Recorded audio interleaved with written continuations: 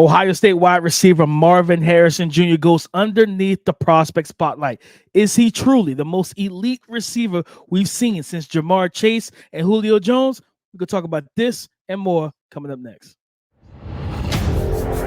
You are Locked On NFL Draft, your daily podcast covering the NFL Draft. Part of the Locked On Podcast Network, your team every day.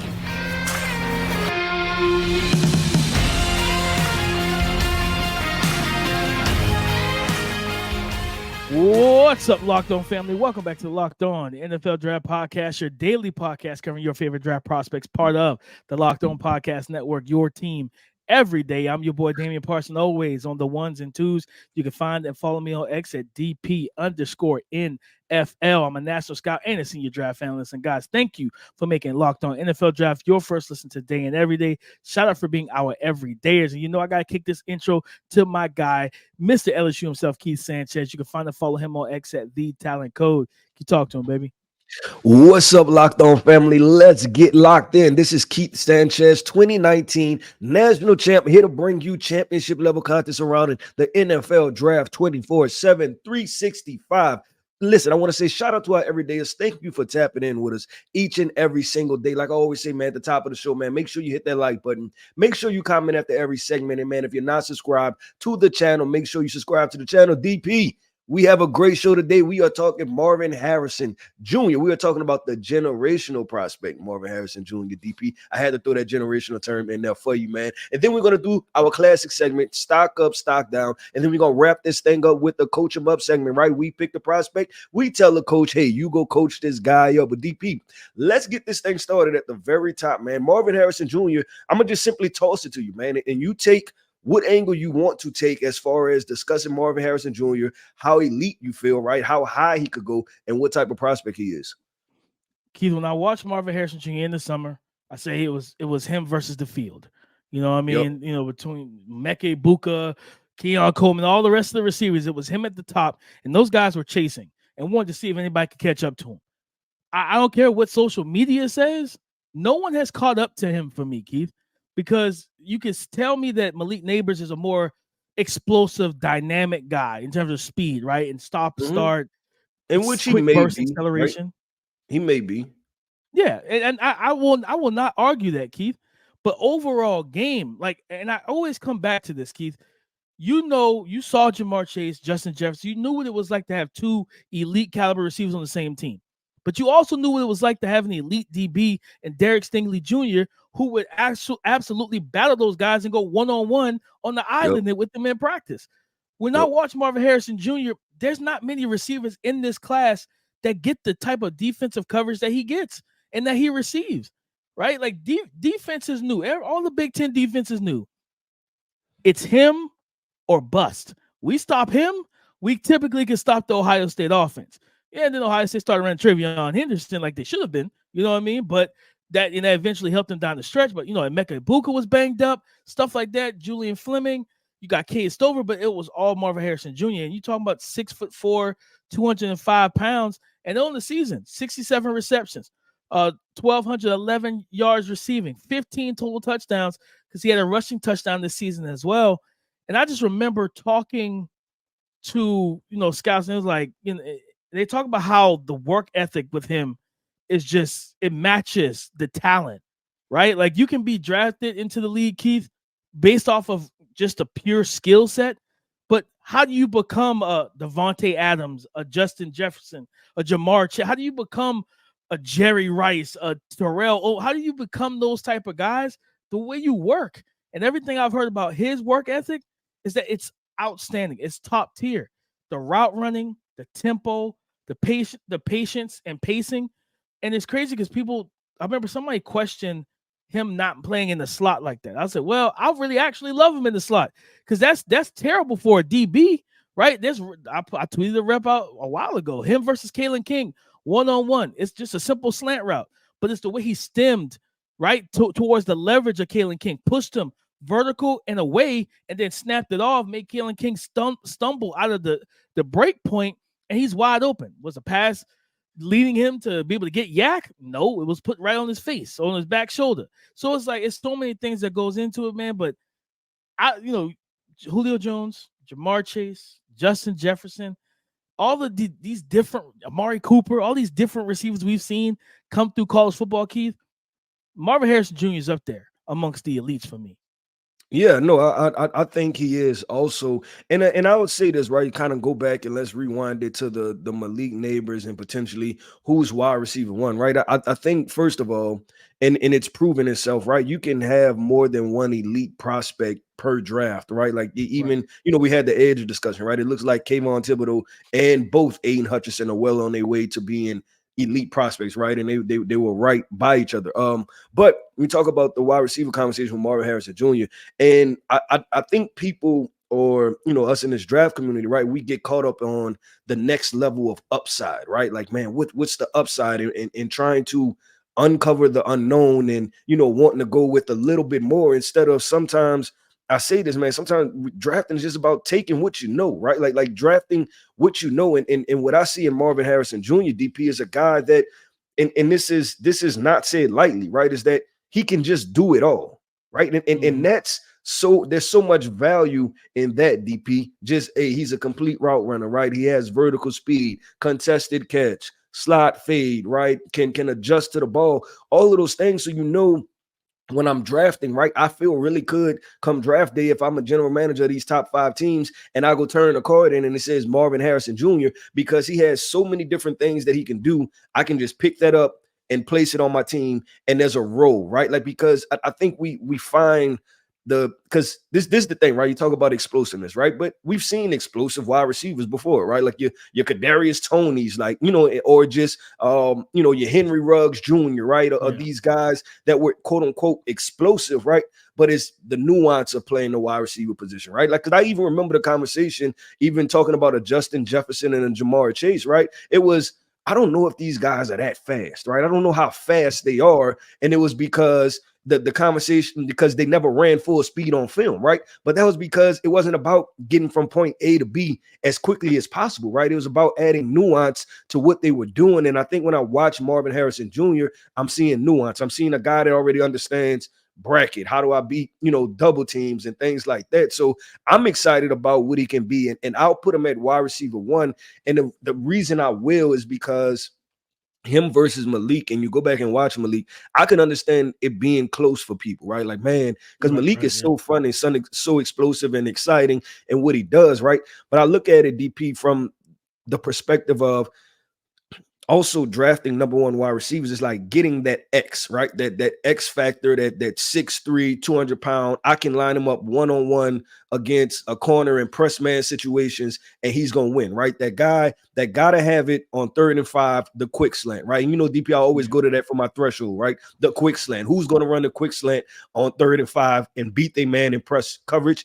And I trust Marvin Harrison Jr. to do that.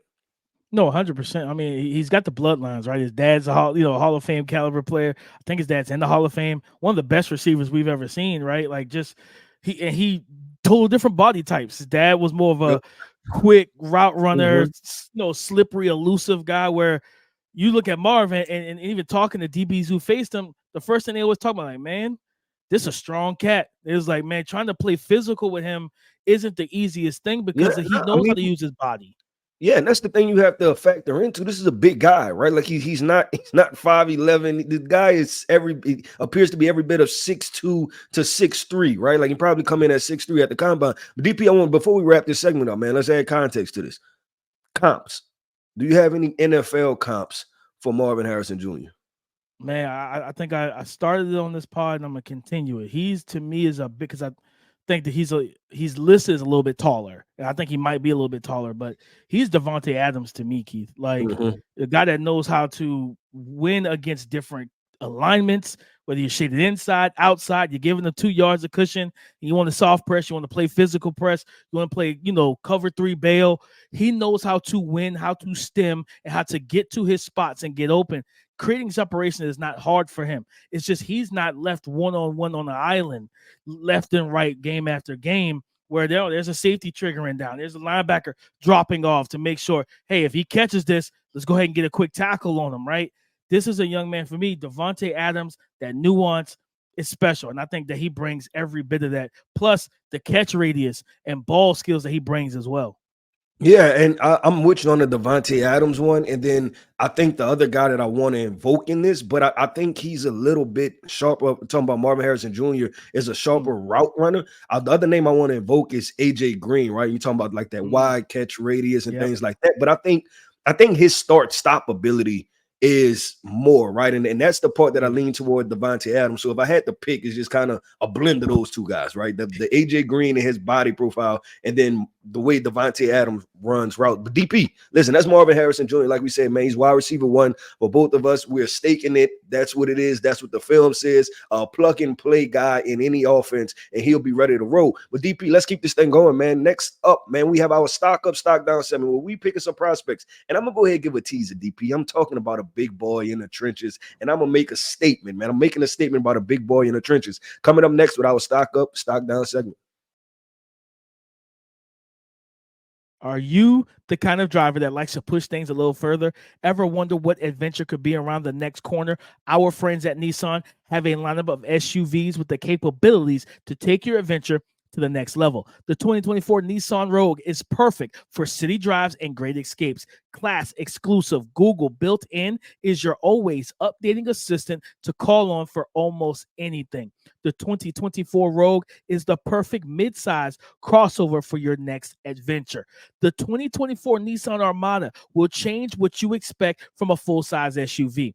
Picture a rugged 4x4 that can seat up to 8 in first-class luxury and style. Tow bigger and explore further in the 2024 Armada. So take the Nissan Rogue, Nissan Pathfinder, or Nissan Armada and go find your next big adventure. Shop NissanUSA.com. Shop NissanUSA.com.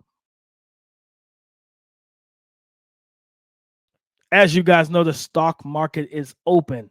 Always here on the Locked On NFL Draft Podcast. And Keith, you said you got a big boy in the trenches that you said the stock is up on. Let's talk about it. The stock is up, DP. You know, sometimes we identify these prospects as good prospects, right? And then, you know, I'm a guy, I like to elevate it a little bit, right? If I find a guy that I feel like, you know what, I'm standing on the table for this guy. And the guy that I'm doing today is Jer'Zhan Newton, right? It's no secret. Everybody knows who he is. But the statement in the stock up and moving it up, DP, is the fact that I think like I think he hovers around that potential for some people prospect 20, 15, something like that. DP, he may finish as a top 10 prospect for me. I like him that much. And I went through the film and watched him, and I tried not to like him that much. And I tried to look at all of the different factors, right? He's 6'1", he's listed at 290. So where does he come in, right? But when I watched him, and so with that body profile, you instantly say, okay, maybe this guy isn't great against the run, right? But then I'm watching him. Strong hands, heavy hands, technician against the run, man. The guy just flat, like he lock, peek, and shed. He does that easily. He does it in his sleep, right? And then, that's to me, that's like the base level foundational part of him. But the upside part is how explosive and disruptive he is, man. When you allow him to get upfield, and I tweeted this out, I hope he goes to a 4-3 scheme, plays 3-tech, and they just let him get upfield and be disruptive, right? Like, I don't even worry about the gap control and maintaining. Like, let him get upfield and just be disruptive. And I watched this guy, DP, and I'm like, man, it's consistently. And I'll make another statement. As a pass rusher, I think he has the second best hand usage behind Laitu Latu. And that's what I was watching on film, man. Just the way he goes about it and just, using his hands to defeat those interior offensive linemen. I was like, man, this is really good stuff that we're watching. And I put the threshold, DP, at, Kalijah Kancey, right? We liked him. We had a lot to say about him. And I think Kalijah came in at maybe 270 pounds or something like that. But I also know it was a totally different body profile of what Kalijah was. Jer'Zhan is thick throughout. So I would have him ahead of Kalijah Kancey as far as if I had to compare the two prospects. And then just looking at what this draft class is, DP, I wouldn't be surprised if I finish my overall rankings. And like I said, he's a fringe top 10 prospect. No, I love that, Keith, because it's crazy because now that we're in the full swing of the draft season, the IDL 1 or defensive tackle 1, Like he was the guy for most of the season, the summer and in most of the college football season. And then Byron Murphy II from Texas, right, leapfrogged. And and as I kept seeing tweets, and people, whether it was analysts, whoever, talk about it, I always thought back to something you said on the pod, and it was like out of sight, out of mind, because Jer'Zhan didn't play for a great team. Like this Illinois team was not the team we saw last year, where they really strong team. They had a great run game, everything like that. The defense was elite last year, had multiple playmakers and everything on that nature. But this year the team wasn't the same. And I thought, I said, man, well, Jer'Zhan's not in the college football playoffs. Like he's not playing in January. And Byron Murphy is. He was, kind of a game wrecker at times versus Washington. And I was like, I get the appeal. But then it felt like the stock of Jer'Zhan Newton started dropping because people were falling in love with Byron Murphy. And I'm glad that you brought Jer'Zhan up because I agree with you. The hand usage, the hand quickness, the punch power, everything. Like he knows how to collapse the pocket. He knows how to work around guys and bend for 300 pound, 290, 295 or whatever he's listed at. Like I love Jer'Zhan Newton. He's one of my higher ranked graded guys on my big board. And I did a scout report for the Draft Network. He got a first round grade from me.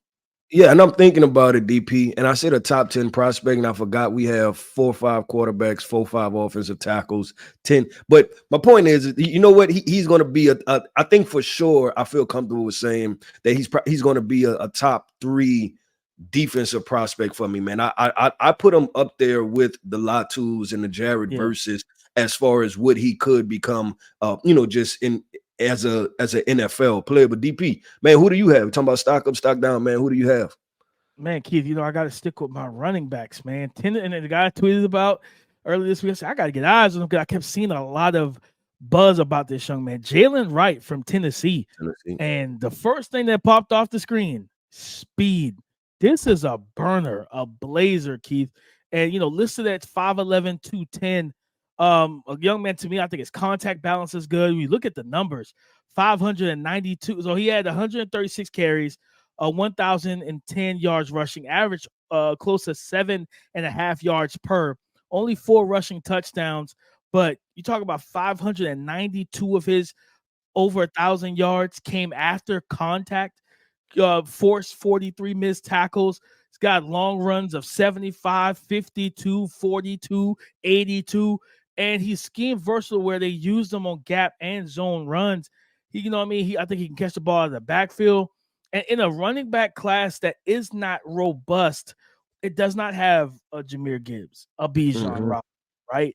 I think there's a chance for this young man's stock, especially going into next week at the Combine, which again, guys, we will be on the ground, boots on the ground at the Combine. I want to see this young man run, jump, handle the field drills. I think he can really elevate himself in what a lot of people call a weak running back class. Yeah, DP, and I'll say this. I think, and you can't toss this out, right? And if he's as talented, I want to ask you, would you put him in the same bucket with like a Bucky Irvin or something like that? Yes. Yep. Okay, and if that's the case, because I didn't want to overspeak because I haven't got to him yet, but I forgot who presented this question, and it was like, can Bucky Irvin be running back 1, right? And I answered the question and said, yeah, like there's a shot, right? Because the reason is that the guys who are bigger profile guys, right? The 6'1", 210 pounds, we're not seeing anything special, right? We're seeing good, we're seeing solid, we're not seeing special traits, right? So my point is that you get an NFL offense, right? And you're talking about, hey, the general manager calling down to the OC, the general manager calling down to the head coach, calling down to the OC to be like, hey, can this guy fit in our scheme? Because he's explosive, right? And I can see those general managers just opting for, let's go with the explosive playmaker at the running back position, right? So it's going to be really fun, man, because I really think it's going to be some toss-ups when you talk about this running back class. And then, you add in, like you said, the Bucky Irvin and then, Jaylen Wright as explosive guys, because we know that this is still a passing league, right? And teams are going to want those running backs out of the backfield. But DP, I know you have a other side to this coin, man. You have a stock down guy you want to discuss. And before I hit that, to kind of finish off that point about Jaylen Wright, Keith, I might be aggressive about this. I think this could be a day 2 guy all day long. Like I really feel that way when you look at that size, like 5'11", 210 if that checks out and this kid hits 4.4, potentially 4.3, like I feel like he can create on his own. And you know how much I love that from a running back. Can you negotiate pressure? Can you do those things? And that long speed, man, like I'm, we saw the impact of a guy like that for the Baltimore Ravens this year with Keaton Mitchell, right? And I think he was an undrafted young man coming out of, I think, ECU, right? I think if he played at, if he played at North Carolina or Georgia or anywhere else, he's probably a day 2 pick, right? You know how the helmet scouting does. It actually happens in the NFL as well. I just think this young man is really talented, and I think he could be a day 2 pick. I'm going to be aggressive about it because I love this tape. Keith, the guy I'm down on is AJ Barner, tight end from Michigan. And the reason why is like I've heard, day 2 grades on him, and I was just like, all right, let's see about that, right? And it was before the Senior Bowl. And for me the big thing was, watching him in person, I saw the appeal. 6'6", 251 is what he was, listed as and everything. But when you looked at the first, you look at just what he's done over his career. He started, he was at Indiana for 3 years, never eclipsed 200 yards receiving at Indiana. And then he played this final year in Michigan. He got to 249. So, you know what I mean? Like 1 touchdown, 249, only receiving yards, only 22 receptions. I think the athleticism is there. The size is there. He run blocks. He's strong. But I feel like he's more of a developmental prospect than a guy you take day 2. This is a 4th, 5th round guy that you draft. I think you can play him on 12 personnel packages, Keith, and get him up to speed that way. But like if you're trying to funnel a passing game through him, I think there's some. And then even in Mobile, I think he had drops in Mobile and things of that nature. I think there's just a lack of pass catching experience for him because of the offenses he comes from. And I think for that, it leaves me with some questions about his projection. So I'm like, yeah, day 3, 4th, 5th round, I'm good with that because that's a draft and stat situation. You could play him in 12, let him help run block, give him some easy passes and stuff like that. Let him be big and athletic. But I just don't think day 2 is the place for him. Yeah, this is going to be just a tough tight end class, right? And we almost have to just, it is what it is at this point, right? We're flipping over every coin, we're flipping over every rock, right? Uncovering every stone, and the tight ends are just what they are in this draft class. But DP, let's keep going, man. Coach 'em up segment is up next, man. We pick the prospect, we tell the coach, get your hands on him, practice with this guy, put in some work after practice, man, and get this guy ready to roll because he has all the traits. So coming up next, Coach 'em up segment.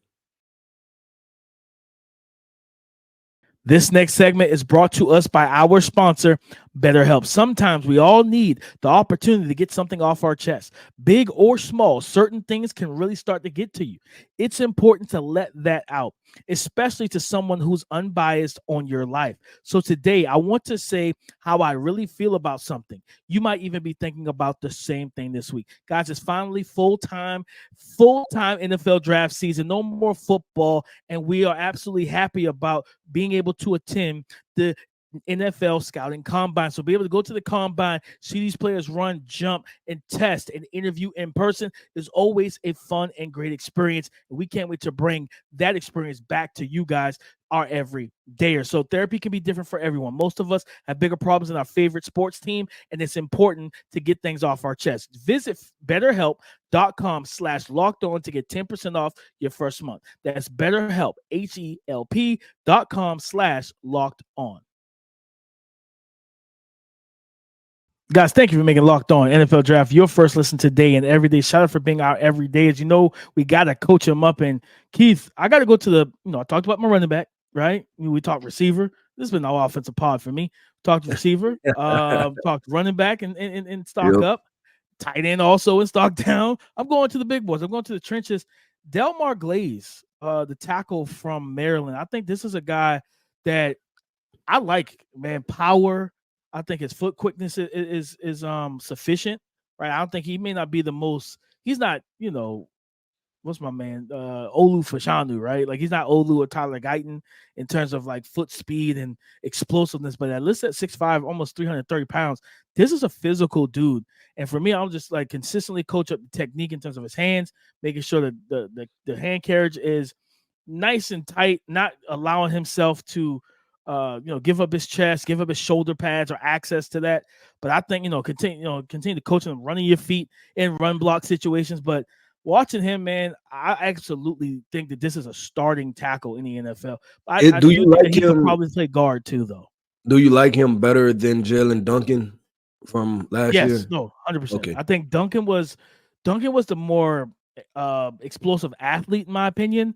But I had way more questions about Duncan's game, technique, refinement thing. I don't have that many questions about Delmar Glaze. I just think that this is young man. You consistently, you get him day 2, man, late day 2, or in that 3rd round range for teams that need tackles. Like, this is a guy I think that you can bring in, or if you're a team that say, hey, we're set at tackle. You want to grab, if you had that conversation with him and he's willing to play guard at 6'5", 330, this is a dude that can move some people off the ball, right? You think about, teams that want to play physical on the front lines. I think this is a young man that could be a starting tackle for a long time in the league. I think he's that talented. Have You want to you? consistently coach up kind of the technical aspects of his game. I haven't got to Delmar Glaze yet. I've heard some good things about him. Seen a little bit of him. He was at the Senior Bowl also. I want to ask you, have you watched Brandon Coleman from TCU yet? Yes. Does he compare to him? Like, is that kind of same general thought Similar. of Yep. they can play some tackle, but probably kick inside to play guard? 100%. Yeah. I Okay. think I know. I'm excited to watch. I mean, because you're talking about, and I gave Brandon Coleman, I think, a 3rd round grade. I gave him a 3rd. Yeah. He And was then you're impressive talking in about, Mobile. yeah, and you're talking about another offensive tackle, right? Like just another offensive lineman, period. That's why we're gonna consistently say, our every day is right, NFL fans. If your team needs an offensive lineman or offensive line help, they should at least walk away with 2, right? Because it's crazy just how many quality offensive linemen, just in this draft with DP. I'm gonna go to my guy, man, and I'm going to the north. What is that? The northwest, right? I'm going deep into the northwest.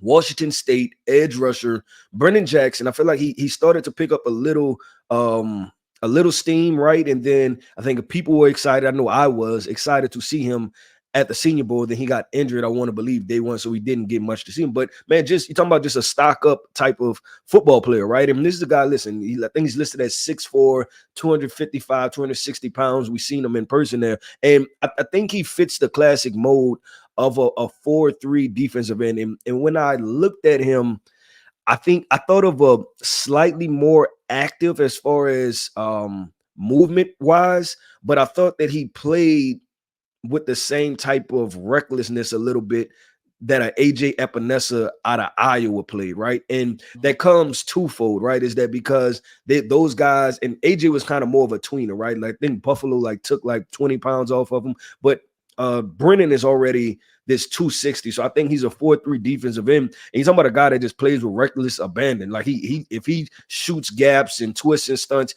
and I wrote this in a report that he's going to disrupt something, right? Even if he don't make the play on the ball carrier, he's just going to disrupt some type of blocking scheme just because it's the arms flailing. It's something you have to see it, right? You almost have to see it to truly appreciate it. But I put him there because I think he has developmental traits to be a starter or at least a 3-man, right? You're talking about a 3-man rotation at the defensive end position, to be a 3-man and be a heavy contributor because he plays the run well, so you can check that box, right? He knows how to set the edge. And then now the part that he needs to improve, and this is the coach him up part, is the pass rushing, right? And because he's a heavy collision guy, those guys that just take straight beelines to the offensive tackle, midline, right? They just want to go straight to collision them. And I'm like, man, threaten the edges of the offensive tackle, get them, kind of, moving one way or the other, and then you can set up counter moves or even your initial move off of that. But you're making it easy for them, just collision and running straight into them. So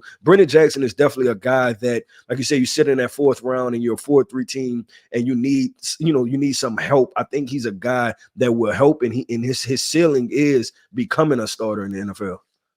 No, kid, I've watched him, and I was excited to hear you talk about him on today's show. And for me, Keith, I think I wrote down bull in the China shop. So I'm right there with you. Like he's gonna mess something up. Like it don't matter. It may not be the intended target.